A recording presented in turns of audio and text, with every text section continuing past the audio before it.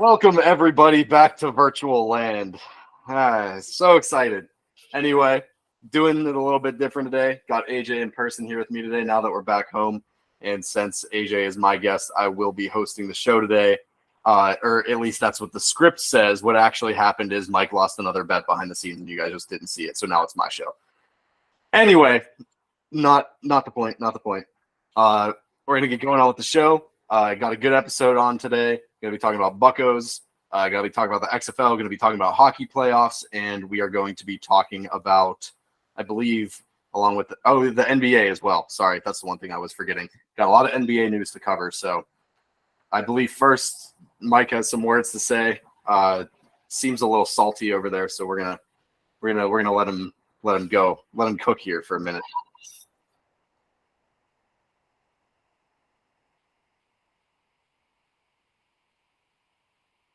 Pirates baseball. I did not tell Alex or AJ what I was going to say. Nope. We are completely unaware. I'm scared. I'm going to make it very clear. They are playing well today as we speak. They are winning, 8-0, and Rich Hill is pitching a masterclass. Rich Hill season. With that said, when we last were on the air, technically for us, was the live show. Yeah, because we recorded the season review the day before. And the Pirates were one of the hottest teams in baseball. Maybe the hottest team in baseball. I think they had the best record in the NL at that point. At that point, yeah. So here it comes. So I'm just going to go ahead and do this first. Richie, if you're watching.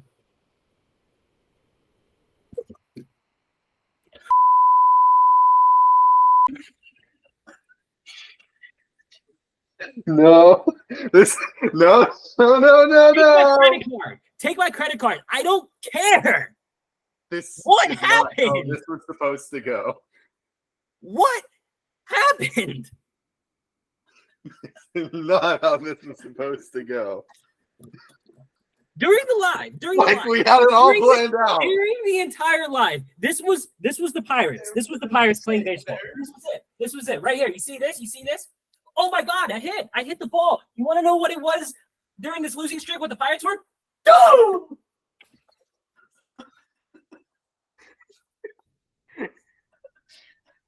What happened? I'm in shambles. Pittsburgh Pirates. What happened?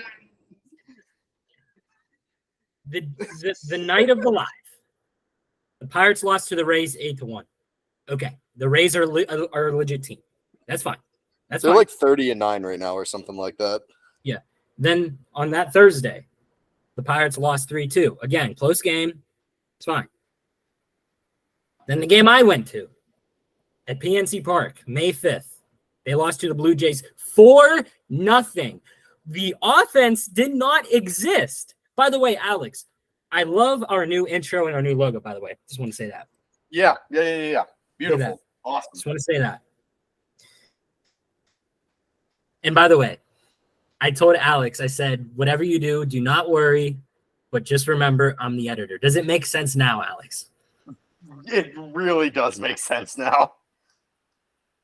Then, that Saturday, the Pirates lost 8-2. Johan Oviedo just fell off the face of the earth. And Luis Ortiz, too. I don't know what happened. First of all, for Johan Oviedo, 0-2 pitch. He's throwing a curveball like close to the middle of the plate. Of course, people hit home runs and doubles and everything off of you, and then you lose 8-2. No crap. Then that Sunday, they lost to the Blue Jays. I know that. Which, wait, I think it was, what was the score? Sorry, I'm doing this off my phone. They lost 10-1, which is just unacceptable. I forgot about that one. Then that Monday, Mitch Keller. We're going to get to Mitch at the end of the show. There's a contract extension talk, which when I saw that on Twitter, I was like, here we go again. But here's the thing. Is he worth Brian Reynolds type money? We'll discuss that. We'll discuss that. By the way, I like how I just did not hit the timer to check the time of our show. I was probably what 4 minutes in, maybe. I don't know. Mm-hmm. This is where it gets bad. The Pirates lost 10-1 to the Rockies. Colorado Rockies. Enough said. Really. Then they lost 4-3 to the Rockies. A winnable game, but Rich Hill at 42 cannot field a ground ball, which cost them the game. Rich Hill's pitching great right now, by the way. Just want to remind you on that. Then we go to Friday. Against Baltimore. Lost 6-3. Annoying game. Annoying game. The Pirates, their batting average. I checked their batting average during this losing streak. It was like 176 against right-handers. Then they got shut out 2-0. The offense was not existing that night either. It was horrible. Then we go to Sunday. Mitch Keller, once again, the best pitcher the Pirates have. They beat the Orioles 4-0. And then, today is Wednesday. Pirates lost 4-0 last night. Again, offense did not exist at all.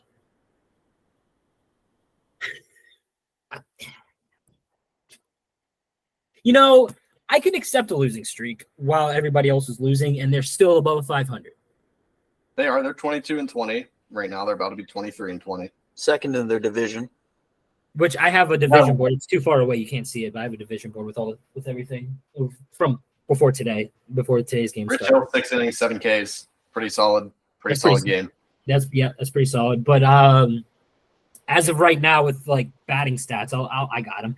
I'll read them off to you. If this wants to load. Brian Hayes, he heated up a little bit during this losing streak, but at the same time, he kind of didn't. He's now batting .228. Brian Reynolds has 3 hits. He was kind of slowing down a little bit today, or not today, during the losing streak. Yeah, Brian Hayes is 0 for 5. That's what happens when he bats leadoff. He is not a leadoff hitter. Why did you just not? Okay, against left-handed pitching, Derek Sheldon's excuse was because Brian Hayes knows how to hit off of left-handers. Guess what? So does Andrew McCutchen, who was batting first the last 2 games. So why didn't you just bat McCutchen first again? Or if you didn't want to do that, bat Brian Reynolds first, who gets on base. Yeah, Reynolds is having a good game. He's through 3 for 5 with 2 runs. That's pretty. Castro is 2 for 3, and I know he has a home run. G1 Bay, who's fast, by the way, on the base. He's super fast. My goodness gracious. Austin Hedges is actually with 3 RBIs, 2 for 4. Wow. Just wow. And then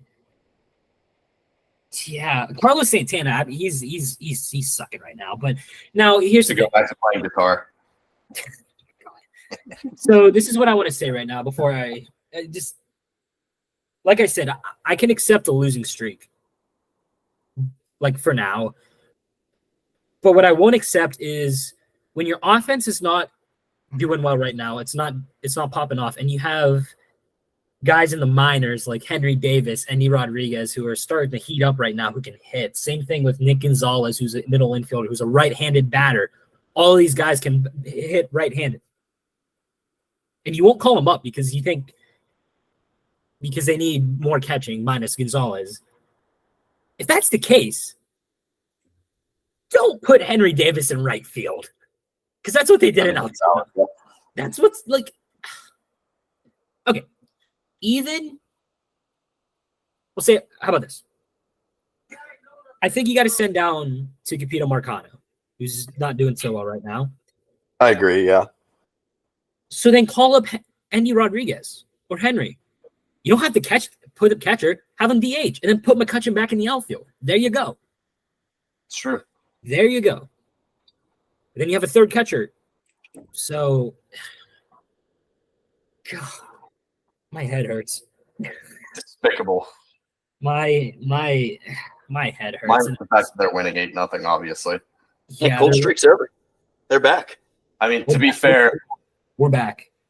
To be fair, it always seems to be Detroit teams that get the cold streak broken on them.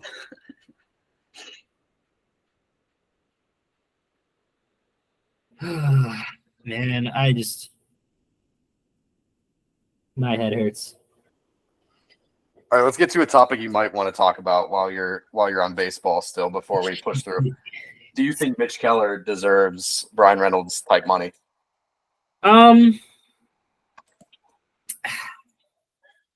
I think as of Fat Robin, Jesus. Oh my. Sorry, we're bird watching out here. Yes and no. I think as of right now, he's definitely pitching like he's like Garrett Cole level right now. But yeah, he's definitely pitching big money level right now. And he definitely picked it up towards the end of the year last year. I'm gonna go no. I don't think I'm gonna go not quite. Yeah, maybe 5 years, 80 million is safe. Yeah, but I would say so.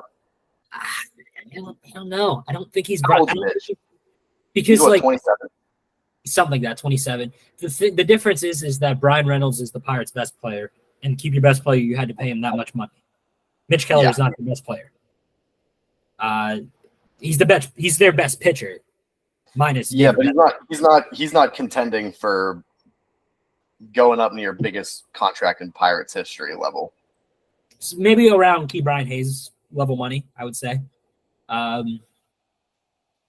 But yeah, I don't know. I don't think he's worth that much money. And by the way, I think this is a good idea since I wrote down all the records and everything. And actually, I think I took a picture. Didn't I take a picture? Oh no, I didn't. Here, I'm gonna take a picture. Then I was figured read the records in the leagues right now. Then we can maybe move on. Okay.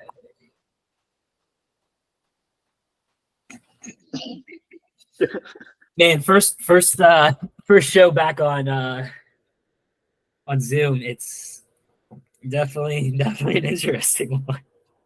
Didn't miss it. Did not miss it. Yeah.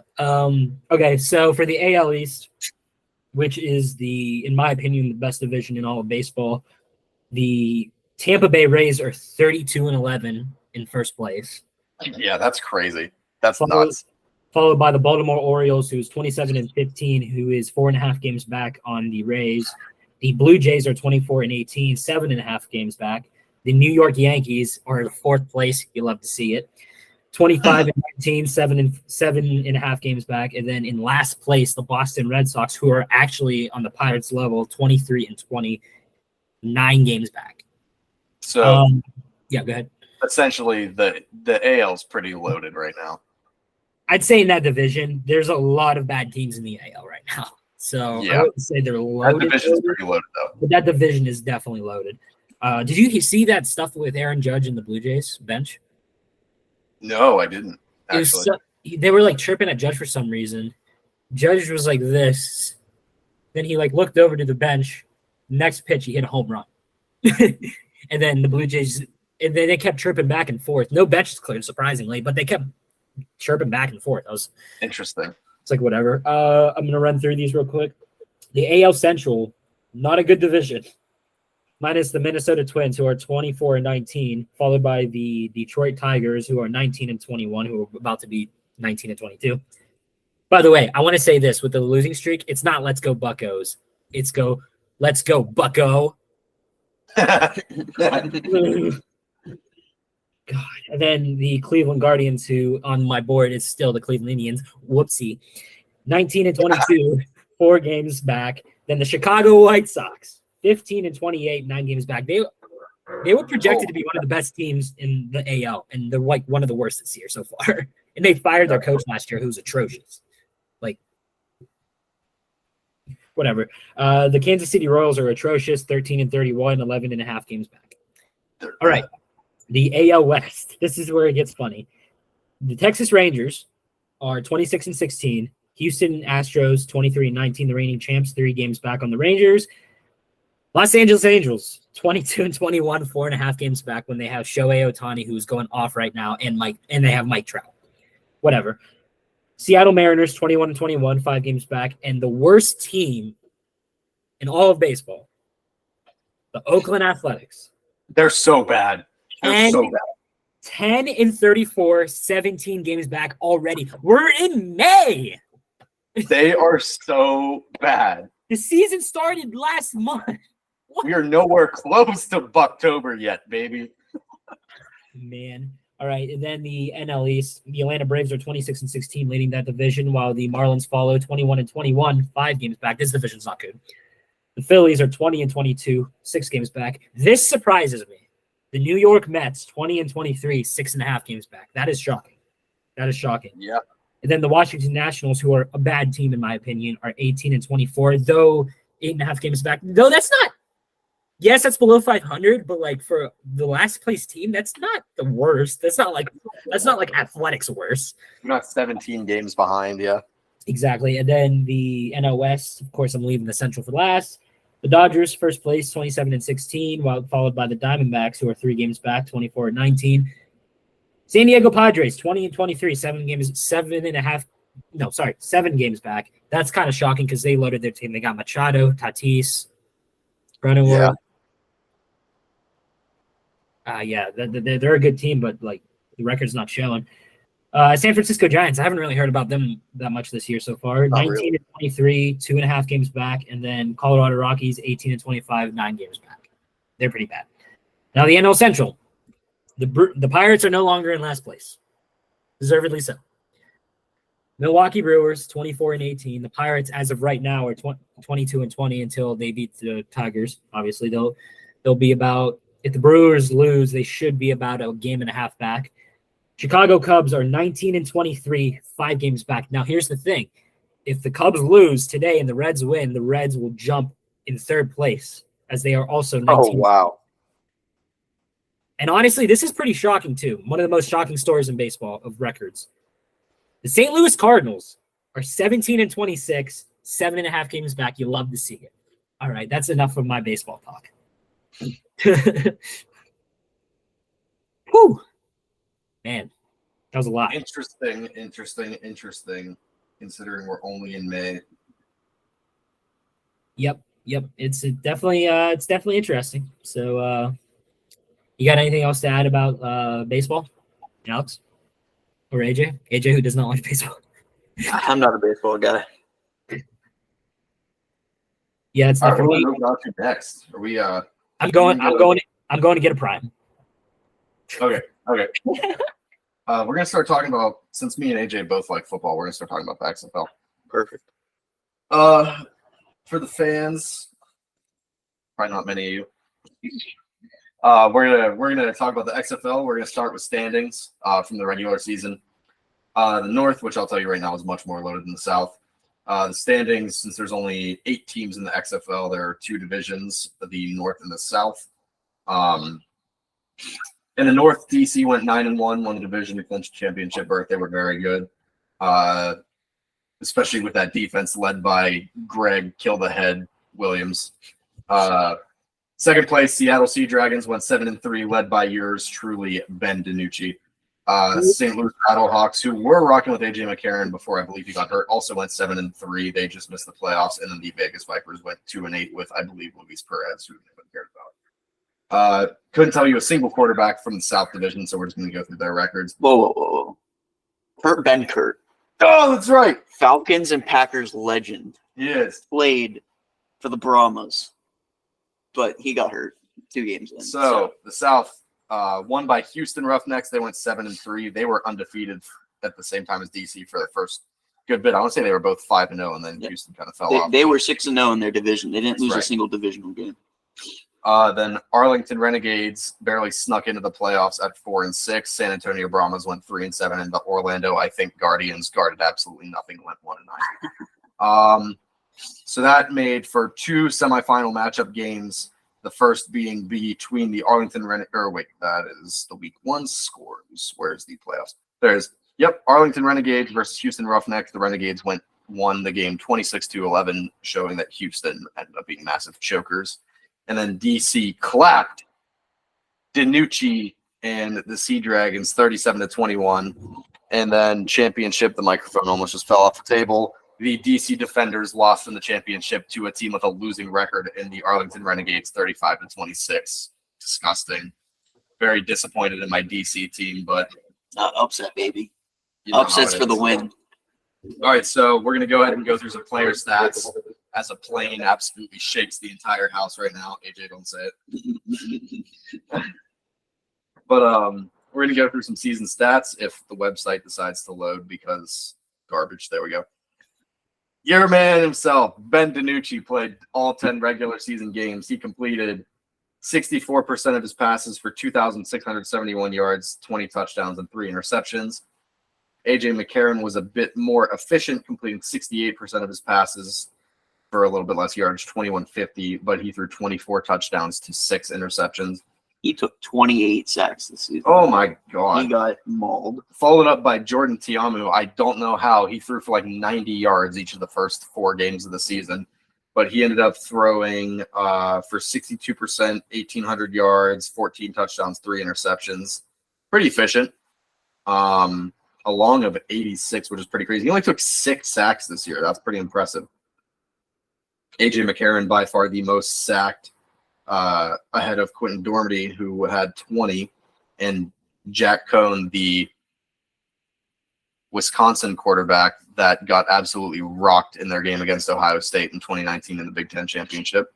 Let's see, we'll go rushing real quick. Abram Smith, the DC running back, far and away the leading rusher in the league. Holy cow. 158 carries, 791 yards, 7 touchdowns. That's 5 yards per carry. Followed by Patrick from the Brahmas. I don't know how you second in the league in rushing when your team went 1-9. Whatever. He had 115 carries for 443 yards and 5 touchdowns. It's an average of 3.9. Solid. Ben DiNucci averaged 5.8 yards per carry. There you go. He was the 6th leading rusher in the league. I know De'Aaron King is going to be on here somewhere. He's way down there, actually. The second quarterback for the DC Defenders, who TD Barrett famously used on the quarterback rap play in Madden 21 like all year. I didn't know that. No, it was crazy. That was when he took the Washington football team to 3 straight Super Bowls in their first 3 seasons, I want to say. He drafted Trevor Lawrence in that league. That's besides the point. Go to receiving. Number 1 was Pearson from Seattle. Again, I don't know these guys' names. 670 yards off 60 catches and 4 touchdowns.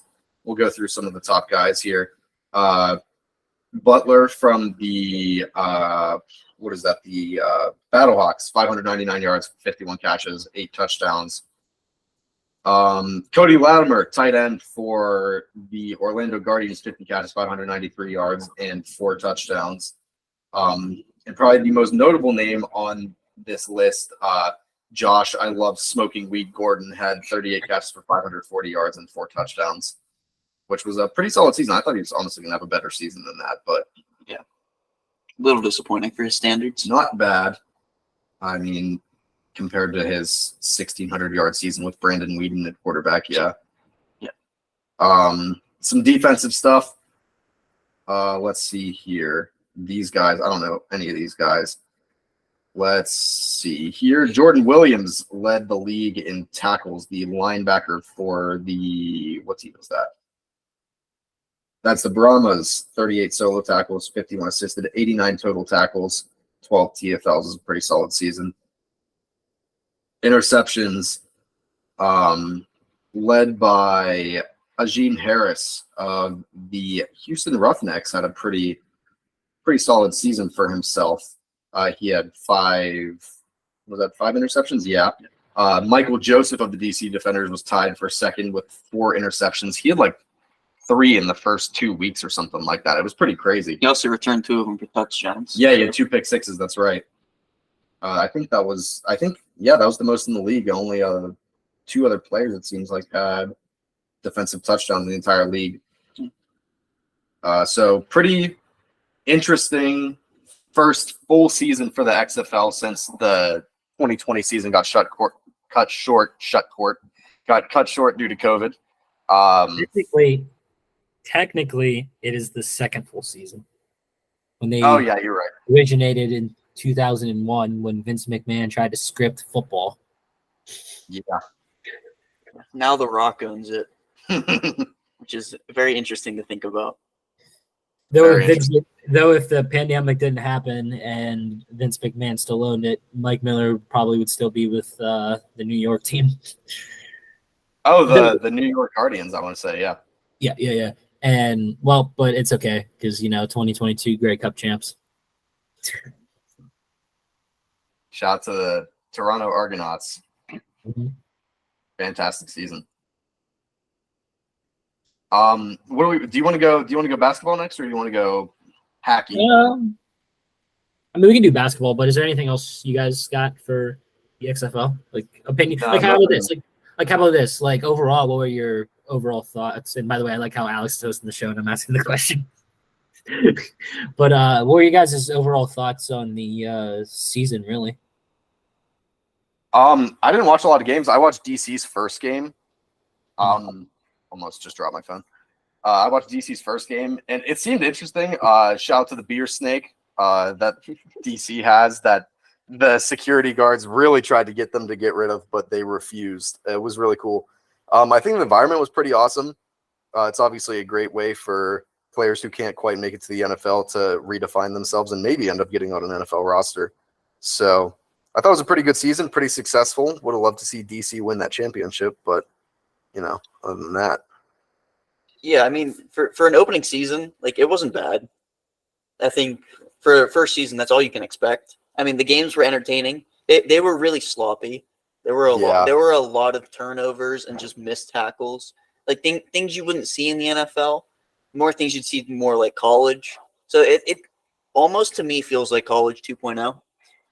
It's fair. Because I mean, if you don't make it in the NFL, that's where you go. I mean, it's simple as that.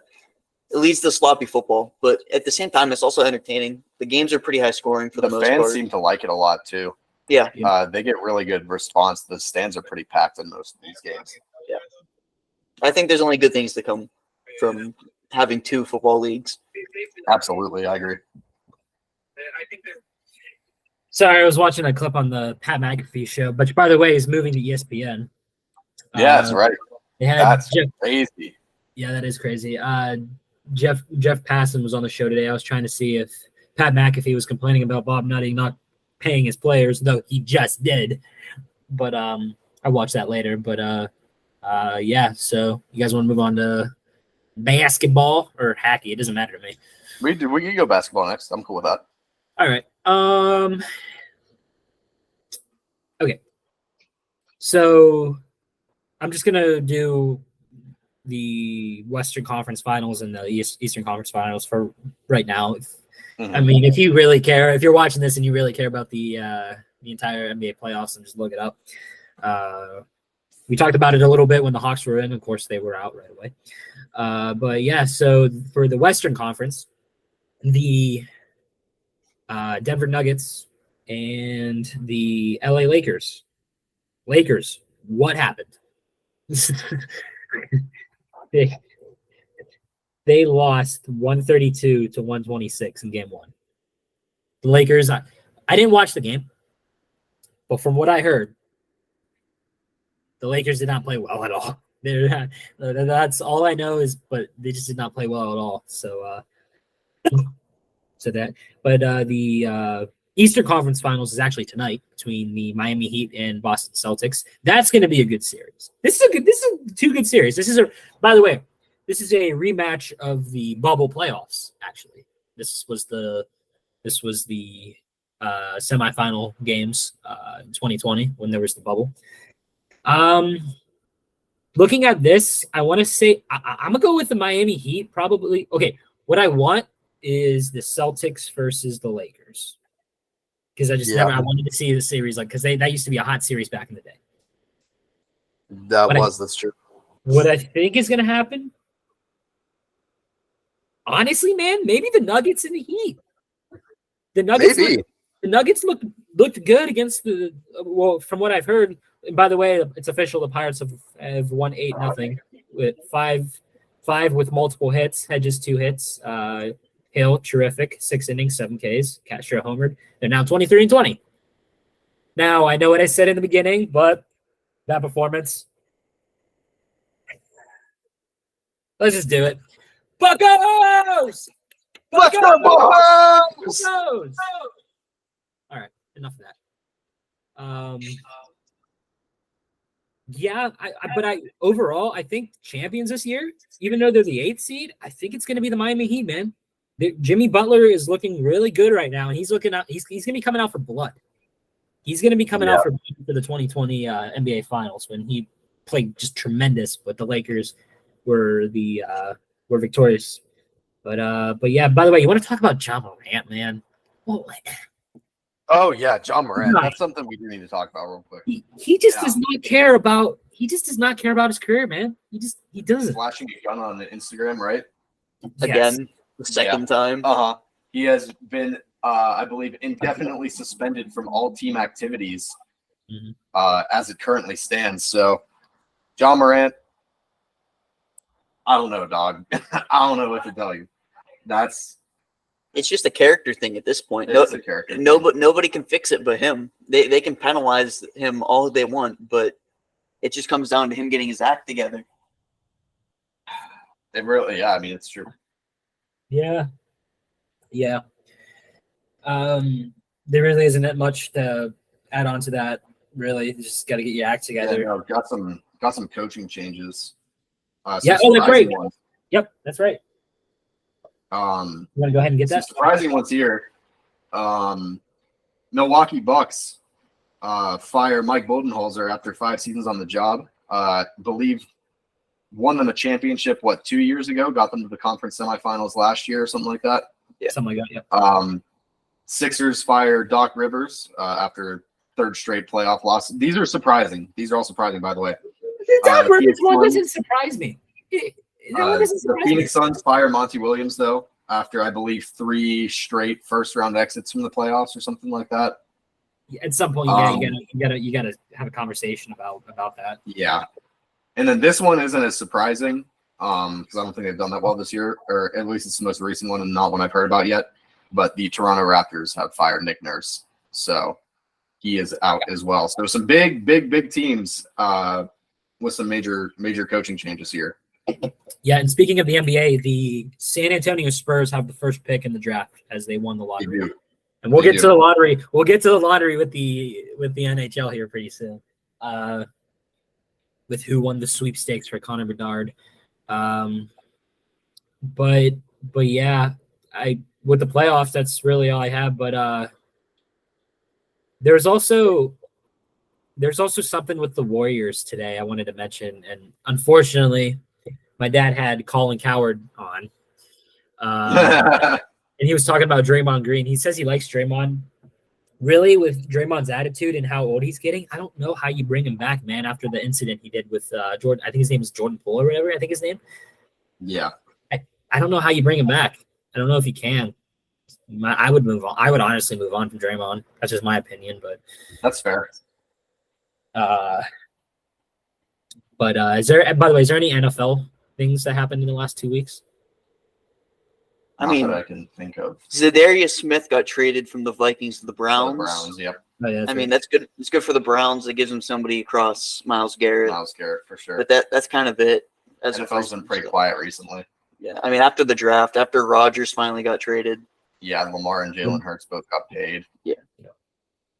Only other thing I could talk about with NBA as well, Jason Tatum went off in what was it? It was Game 7, wasn't it? I think so. Game 7 dropped 51 points. Monster performance in Game 7 to move on. That was crazy. I remember seeing the live score tracker, and I was like, wow, this dude's just dominating right now. Yeah. Really, there's nothing else in the NBA I got left.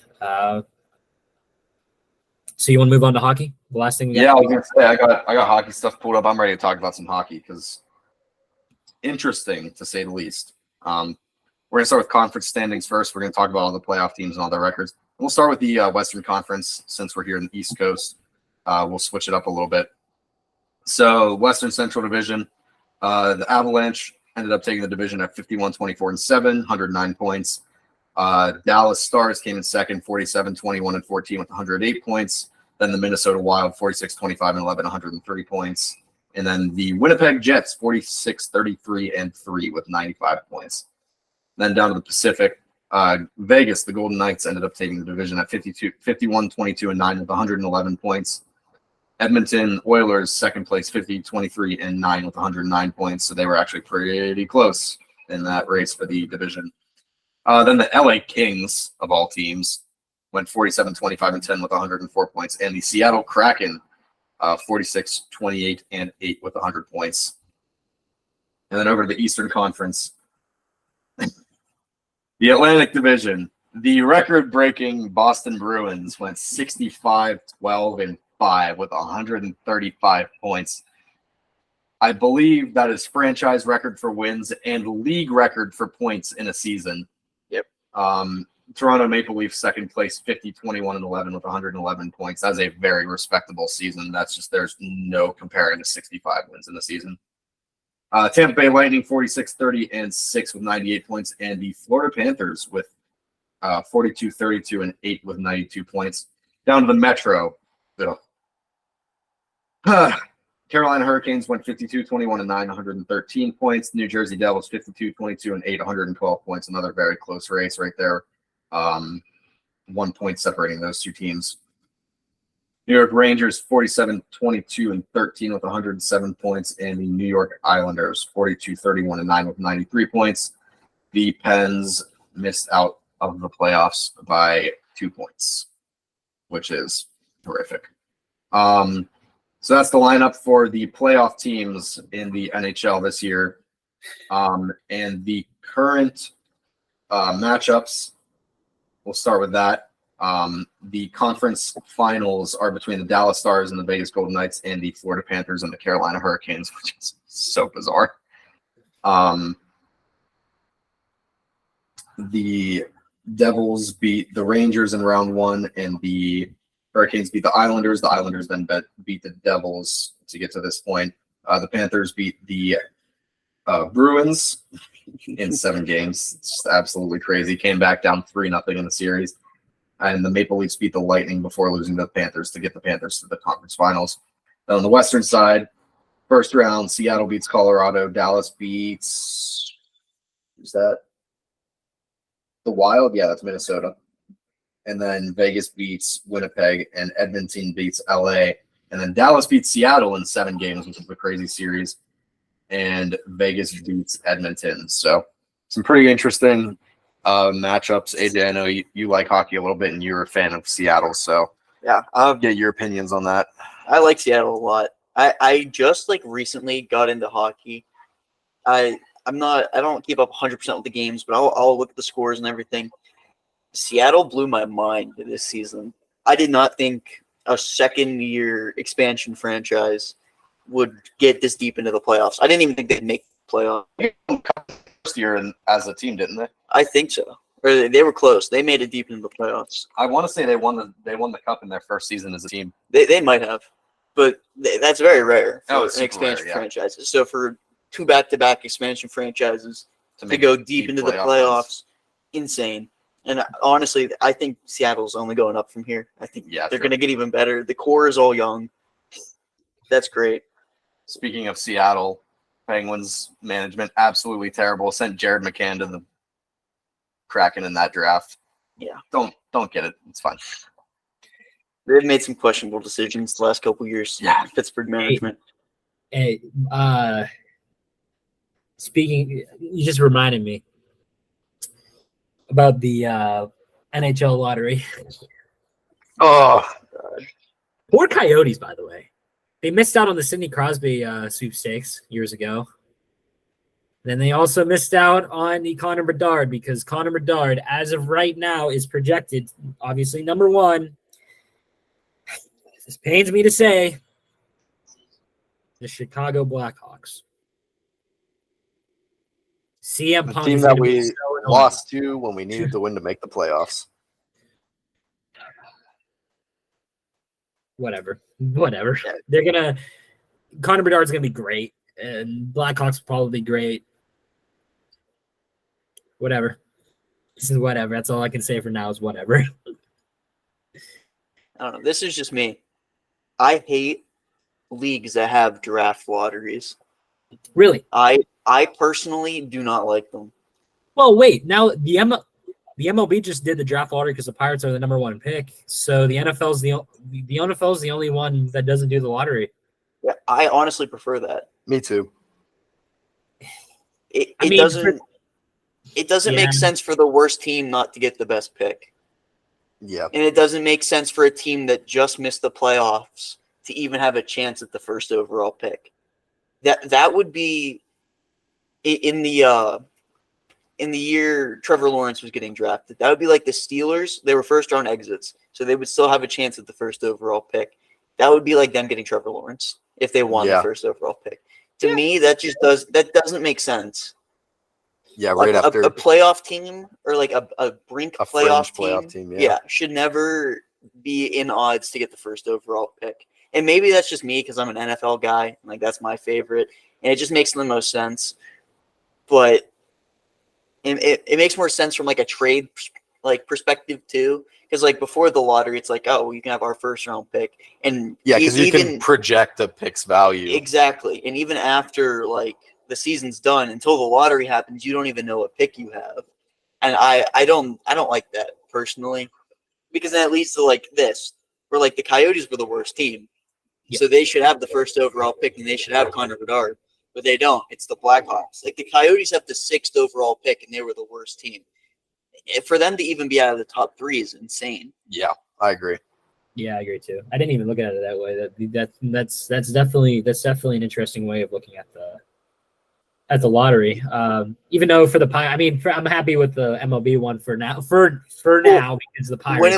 When it works for your team, it's the greatest thing ever. Because like you're basically a playoff team, and you're getting one of the best players in the draft. Like that's perfect. But like if you're a really bad team and you get cheated out of like a top 3 pick, or like for Connor Bedard, like he should be a Coyote, but lottery says he's going to be a Blackhawk. I don't know how I feel about that. Yeah, I'm not a fan either. I'll agree on that. Yeah, I agree. But Alex, all I know is since Connor Bedard's going to be a Blackhawk, CM Punk is going to be very annoying about it. And speaking of that guy, I'm not gonna go and to say anything, but boy, oh boy, I have just a strong feeling very soon I'm going to have a lot to say about that guy, but I won't say it right now. But I got nothing else to add on about the sports world. Is there anything really else we're missing? I'm trying to think if there was anything else I wanted to bring up. I don't think there is. Not really. Other than all Boston sports being really good, apparently. But we already kind of knew that. I mean, the Red Sox are in last place, but they're still... Well, the Red Sox are the only bad one. Every other one have made the playoffs. Well, yeah, but even the Red Sox are still above 500. Yeah, exactly. God, you remember back in the good old days when the only bad Pittsburgh sport was the Pirates? Remember when the Steelers and the Penguins were perennial contenders? Dude, it's just like the Penguins, the core is like aging now. They're old. They're getting to a point where they're either going to have to trade them away or they're going to have to start bringing in more draft capital. They got to get younger players. That's what I said. Everyone's locked up to we have way too many players locked up on long-term deals that we can't separate from right now because the buyout's way too high. Yeah, and that's what I was saying. We locked up Jeff Carter. Jeff Ice Skating Molasses Carter. Yeah, but that's what I said. I said the Penguins really got to prepare for when Crosby, Malkin, and Letang are done. They really got to prepare because they're going to be doomed if they don't. They're all already old, and if Crosby gets another concussion, he's done for even earlier. Yeah, so like even with them right now, like they're all 3 still playing, and like maybe they're not in their total primes, but they're still good players. They missed the playoffs. And I remember seeing that this was the most games in any season since they were both in the league that Crosby and Malkin have played in one season. Yeah, like they need to start preparing. Otherwise, they're going to be bottom of the barrel for the next couple years to come. This will be the first Penguins rebuild since Crosby got drafted. Yeah. Yeah, the Penguins went 40, 31, and 11 this year. I think they easily could have been a 50-win team with the schedule they played. I agree. Yep. Well, is there anything else you guys got to add on? We are way past overtime. I was going to say we're probably way past on time. I got nothing. I am hosting the show, and Mike, since I'm outside, do you want to do a paper toss today? Give you the rights. Do I have paper? I have zero paper around me right now, so I have nothing I can do with it. Making me reach all the way to my bed. All right, I'll hit the outro while you're doing that.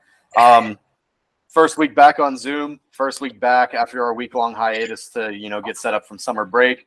I got some editing to do. A lot of these shows ended up doing really well over winter break, so we're gonna have more guests on. I'm not sure who the guest is for next week, but we're gonna have guests on, pretty much weekly. AJ might make another return at some point. We're also planning on trying to get him in the studio with us for episode 50, which would be very cool. He's calling a timeout. So I go on an Alaskan cruise in July. That's right. AJ, Yeah. So there's a good chance for 2 weeks. I'm gonna hear Alex say something. Go ahead, say something, because you know how the Google, because we're actually on Google Meet. So this yeah. I got you. I know what you're saying. Yeah, I get what you mean. This is probably what you're gonna see for 2 weeks. Alex and AJ probably on the porch. Yeah, we're probably gonna be taking this over for 2 weeks while you're on the cruise. I forgot about that. I don't know if we can manage, dude. It's gonna fall apart. It's gonna be anarchy. Yeah, you're gonna have to watch the Pirates. All the Pirate games. Oh no, we don't. No, yeah, you do. That's an order. That is an order. Oh, hockey season's gonna be over. Oh. We're gonna have to watch the bad sport, Alex. That's it. We're watching soccer. Dude, I would watch soccer. I would watch soccer. Dude, I'll say that. I'll say this. So my brother was home this weekend, and we were kicking the soccer ball in my backyard. I have a big backyard. He taught me how to properly kick a soccer ball. Bro, I was launching it. I was surprised. I was like, where is this coming from? Then again, I was like, my leg strength has gotten better. Yeah. But, and also randomly, my brother literally grabs the soccer ball. No reason at all. Throws it at my dad's head.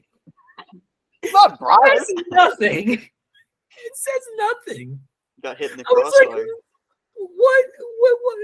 He claims he was aiming for his back, like his lower back. I was like, you were nowhere near his lower back. That's amazing. That's hilarious. I was like, bro. But Peak yeah. comedy. But July, you're probably gonna see Alex and AJ. Hopefully, go over the Pirates. Now, what else was I gonna say? Next week, I won't say the guest. I might have a clue of who. It might be AJ again, but that's fine with me. Stay tuned. But yeah, you guys got anything else to say? No, yeah, I mean, stay tuned. Guests every week. Hopefully, it's going to be fun. Like I said, hopefully for episode 50, we'll be back. We'll be back in the studio for that one. So hopefully we can try and get AJ in the studio with us for that one. Get a microphone on him. Oh my God, Mike! It'll be me, you, AJ, and Joe in a studio.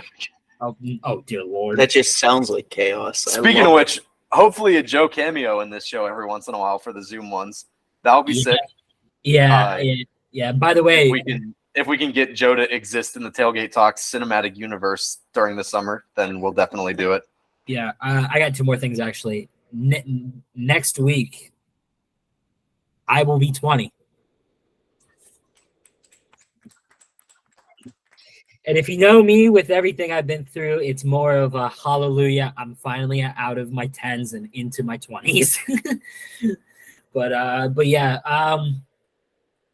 for this episode, I feel like I held my end of the bargain. Like I sometimes I usually feel. Didn't feel that great. Won't go into specifics today, but hopefully this was good enough for the viewer, and we're gonna keep ironing out content. So It's never good enough for the viewer. It's never good enough. It's real estate.